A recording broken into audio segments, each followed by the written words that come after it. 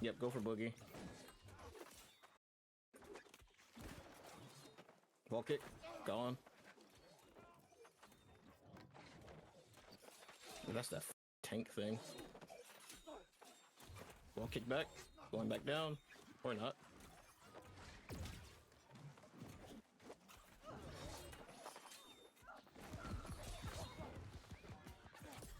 Nice.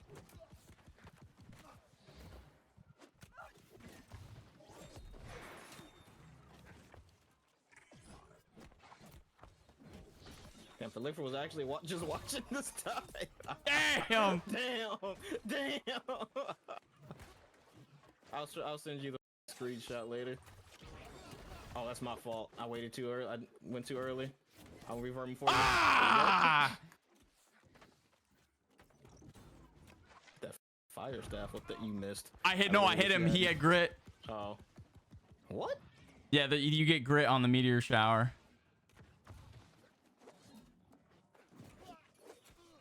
Walk it. He just called you a bitch and said I wasn't attacking. I was waiting for the 1v1. He's back out here. Go off to the side with him. Oh, what the? I'm good. I'm good. Ah, don't even matter, bro.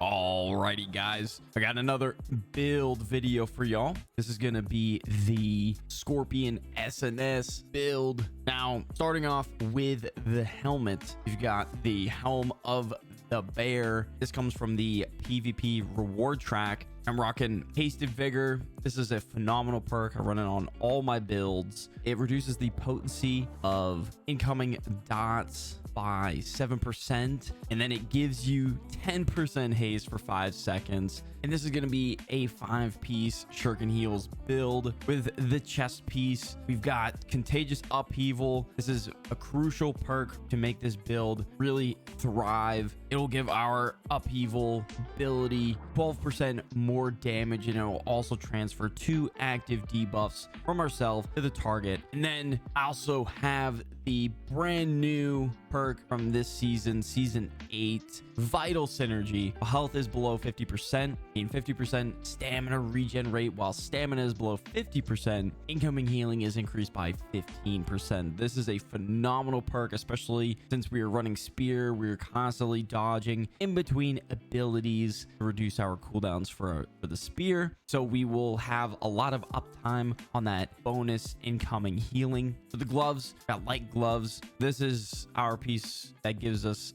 Bleeding Sweep. Bleed Sweep is a must-have weapon perk when running spear. Now, Void Harnessing is just a throwaway perk. Honestly, I kind of wish I had Hasted Vigor on this piece then, so I could run another piece of Frigid Dawn on the helmet. And then with the pants, we were rocking 1 piece of Frigid Dawn. Like I said, yeah, I wish I had that set up so I could have 2 pieces. If you're able to do that, that's probably the best setup to go. Give us even more mitigation and survivability with this build. And then the armor artifact I'm going with is the Tumbler Feet Wraps to really stack into Shirking Heals, not to mention the uptime on that extra 25% fortify 5 seconds. And this intrinsic perk has a 1 second cooldown, so since we are constantly dodging in between attacks and getting that fast regen rate, you guys see the synergy with this build. And then for the round shield, rocking the Jagged Flotsam. This is a phenomenal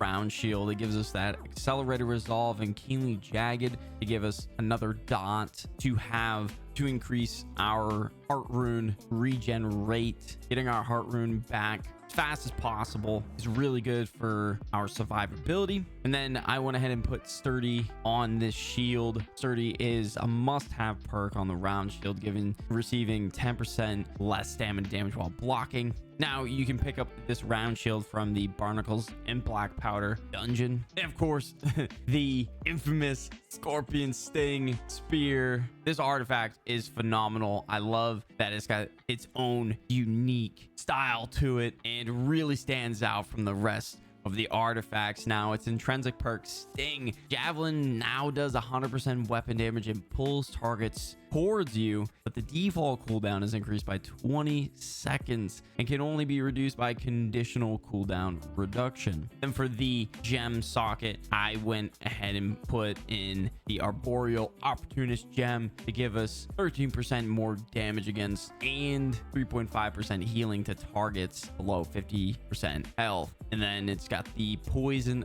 dot dealing 8% nature damage per second for 2 seconds. Then it's got Sundering Javelin. Javelin inflicts rend to targets above 50% health, reducing the target's armor by 41% for 10 seconds. That makes this weapon really shine. On top of that, Trenchant Strikes, that gives our heavy attacks an extra 23% damage. I went ahead and put Plague Strikes on this weapon to give us some anti-heal, and the heavy attacks will inflict disease for 8 seconds, reducing healing effectiveness on the target by 27% and outgoing healing by 14%. Now keep in mind, when we do our sweep, the extra move in sweep, the coup, is considered a heavy attack, so we will be getting that extra bonus of damage from Trenchant Strikes on top of applying Plague Strikes every time we do our coup ability. For the sword, rocking the Hoplite Longsword. This is a phenomenal longsword. It comes with Refreshing Move and Trenchant Rend. I went ahead and put Empowering Leaping Strike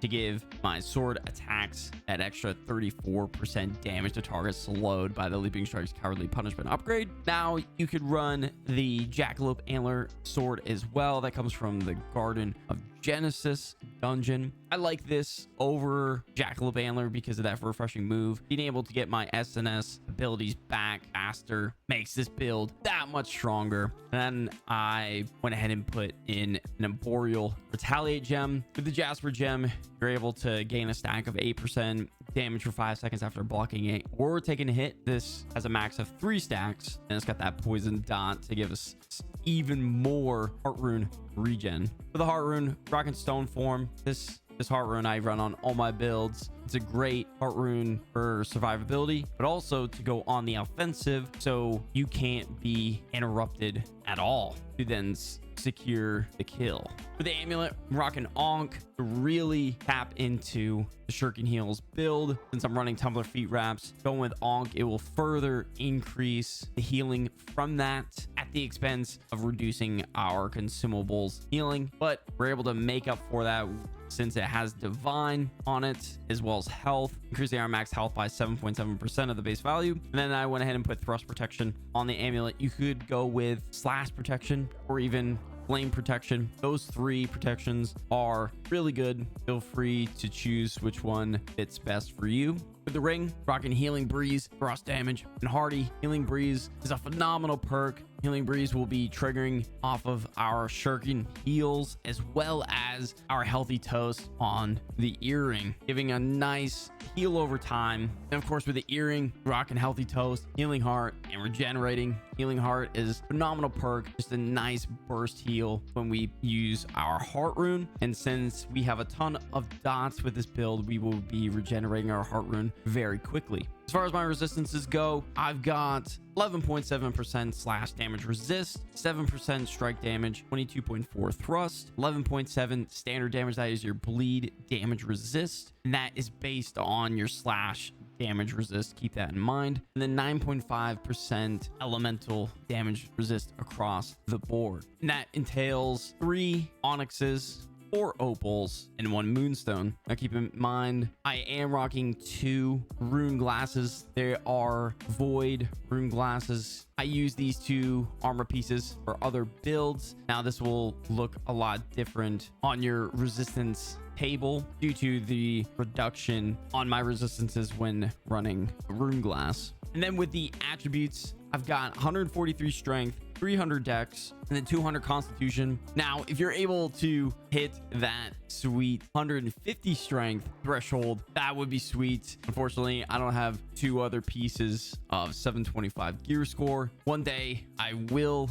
to really capitalize on meeting those certain attribute thresholds. Really like this setup for this build. Having that 300 dex, we're able to switch our weapons and cleanse all stun and root crowd control status effects. It's got a 30-second cooldown. Being able to break out of those stuns immediately or roots, that is very prevalent in today's meta in season 8. Starting off with the spear skill tree or the Scorpion Sting SNS build, be sure to pause the video or take a screenshot. This is what I'm running at the moment, and I really like this setup. This is very, very good for spear and Scorpion Sting for the matter. With this setup, we are able to hit our abilities off a cooldown very quickly, and that is due to some of the passives in the skill tree. Dodging in between abilities every time makes it so we can chain combo our abilities back to back. And then since the coup de grace passive is considered a heavy attack, every time we do a successful heavy attack, we reduce all spear cooldowns by 15%. Do you guys see where that synergy is coming? Honestly, that's why spear is my favorite weapon. And then for the sword and shield skill tree, be sure to pause the video or take a screenshot. This is what I'm running for this build. Now, I know a lot of people like to run shield rush when doing an upheaval SNS build, but honestly, accelerated resolve or defender's resolve is much better for survivability and can be a lot better for that extra damage output with the upheaval ability. And that comes down to the final countdown passive on the defender's resolve ability. With the round shield, we get an extra 20% base damage while defender's resolve is active, so you can pop the defender's resolve, leaping strike, and then follow up with like a medium heavy into the upheaval, or you could do defender's resolve, medium heavy, leaping strike, maybe like a light attack, kind of like bait out the roll, and then upheaval. A really good combo. And then just some tips when running this build, guys. I like to start out with the SNS and kind of do some chip damage. Like I said, with that SNS combo with defender's resolve, I'd like to kind of save, you know, the defender's resolve for a more defensive approach and, you know, survivability when fighting outnumbered. It is really good, honestly, a lot better than running shield rush. But I like to medium weave, maybe try to like break their guard, of course, and then leaping strike, put like a light attack in there, and then upheaval. Try to bait out those roll dodges, so, or even those blocks, because there a lot of times people are going to be anticipating that upheaval. And then I like to immediately switch to spear, dodge in between every spear ability to reduce those cooldowns. So dodge into the coop, and then follow up with a roll catch.